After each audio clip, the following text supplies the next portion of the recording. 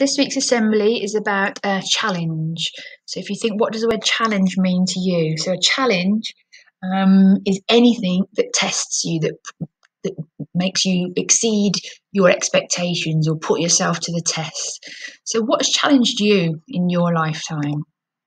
My recommended read for this week is a book called Touching the Void, and it's an amazing book. It's a true story, and it's written by the main character, and he wrote it after an event that happened when he went climbing in Peru with some friends. So I don't want to tell you too much because I really do hope you would read it. There is also a film, so any book that's been made into a film, that's a good sign, isn't it? Because it means we know it's an exciting story. Somebody read it and thought this would make a great film. So in the story, Joe and Simon are climbing the Sule Grande, which is 4,500 feet mountain, and it's treacherous conditions, and Joe fell and broke his leg. So his friend Simon was having to pull him down, or lower him down the mountain on two knotted ropes. He couldn't walk, he was in agony, they were running out of supplies, they were taking a lot longer than they expected, it was very, very cold, so it was really, really difficult. A blizzard hit, which is one issue, and then Joe fell over a cliff. I'm not going to tell you too much, but I'll leave you at the literal cliffhanger where Simon is holding onto this rope. He can feel Joe pulling on it, so he can feel the weight of Joe. He can't pull him up, but Joe's not responding. He's not answering when Simon calls, and Joe can't see him, and Simon can't see him, sorry. So Simon was left with an awful decision to make. I know my friend is at the end of this rope. I don't know if he's dead or alive. If I stay here, I'm going to die. But if I cut the rope, he's probably going to die. I'm going to leave it there. So I'm not going to tell you what the decision was. You have to read it to find out. So the reason I've chosen that as my recommended read is because this week's picture news was also about challenge and why do people choose to climb mountains. So the reason that they've chosen this story is because in the news this week there's been some climbers who have climbed K2, which is the second highest mountain in the world, so just behind Everest. It's 8,611 meters high, and it's known as a savage mountain. It's the deadliest mountain in the world, and for every 4 people that reach the summit, 1 person will die. So people try, even though they know that there's a 1 in 5 chance that they're going to die. Why in the world would people do that? So challenge, that's why people do it. And the word challenge has many different definitions. Some people can see it as just something to test your ability. You can test yourself against other people in a race or a competition, or you can test yourself against your own limits and what you think you're capable of. When we see, and again, I love the idea of a mountain because this is the iceberg illusion. When we see people who are successful, we see their achievement. We see the last little bit of what they've done. We see the tip of the iceberg. So we see these climbers have climbed that mountain. Brilliant. Well done to them. What we don't see is all the things that go on underneath. So the months and months and months, possibly years of training that's gone into it, the risk, the discipline of getting up every day, keeping fit, making sure you've got the correct equipment and the correct resources, the late nights worrying and stresses, the sacrifices of not seeing their families, the disappointments of probably many failed attempts, the action and the failures that they've had, the good habits they have to get into, the struggle that they face, the fact that they probably wake up half the time having doubts about whether they can do it, their persistence and their adaptability to change, their hard work and their courage. And all of that is going on behind the scenes, and we only see the very tip of the iceberg.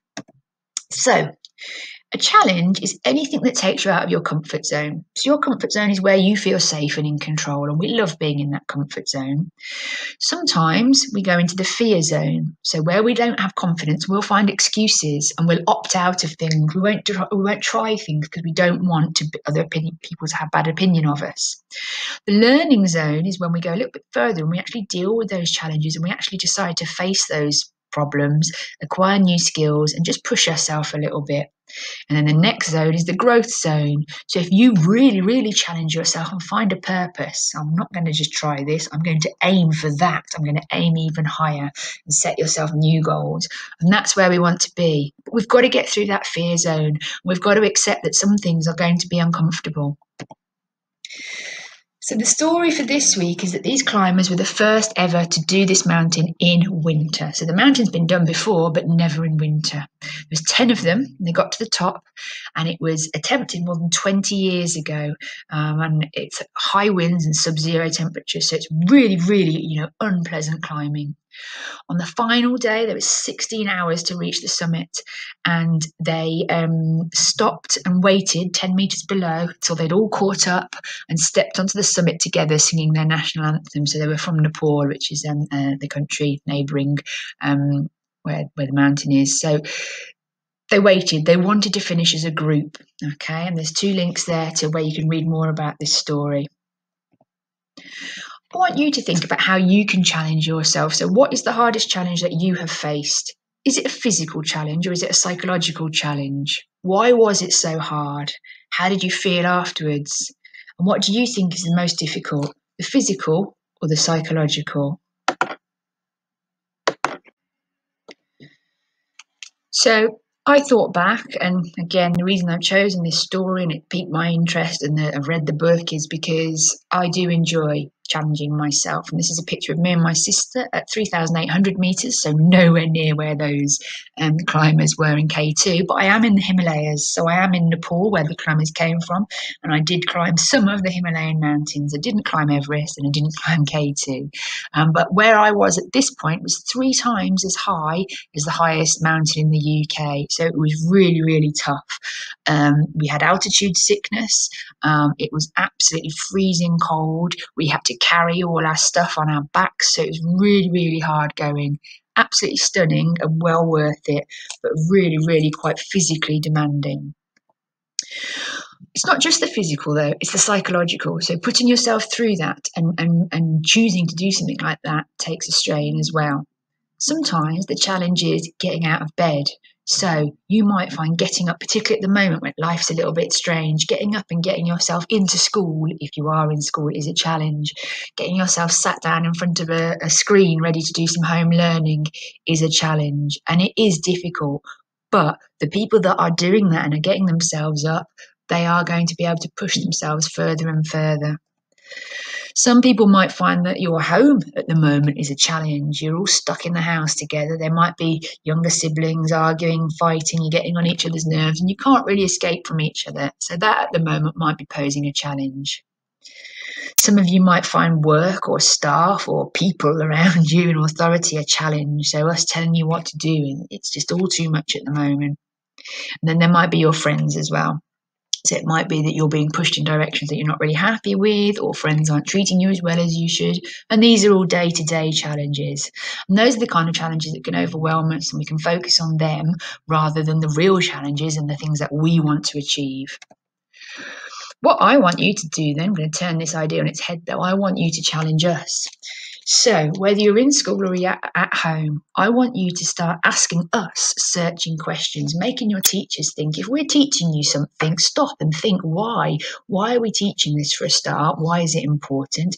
But also, how is it going to change your life if you understand this better? We want you to challenge us by getting detailed feedback on your work. If you give us work, we can mark it, but we can tell you how to improve, and that's what's really important. That's what is the key to making progress. We are trying to provide, but you can ask as well for books, websites. How can you go away and help do extra study on your own to understand a subject? We could be looking for anywhere that we can go and visit, people that we can come in and have talk to us about to help you understand better the topics that you're learning about. And then again, when you have learned something, how can I transfer that? How can I apply it to something else? So that will push you, that will help you learn better, but you'll also be challenging us to be better teachers. So finally, if you were going to challenge yourself, you need to take risks. You need to be disciplined. You might be doing late nights, early mornings, making sacrifices. You are going to have to put up with disappointment. You are going to have to get into good habits. But most of all, you are going to have doubts. It is going to be a struggle. So I didn't wake up one day and decide I was going to climb a mountain. I had to practice. I had to get fit. I had to train. I had to save money. I had a huge issue, and I've discussed this in an assembly previously, about actually travelling halfway across the world, because I went on my own. I was with my sister, but I met my sister out there. That was really, really hard for me. And that was a psychological challenge, not just a physical challenge. So I would like you to set yourself a challenge for this half term, and I would like you to challenge us.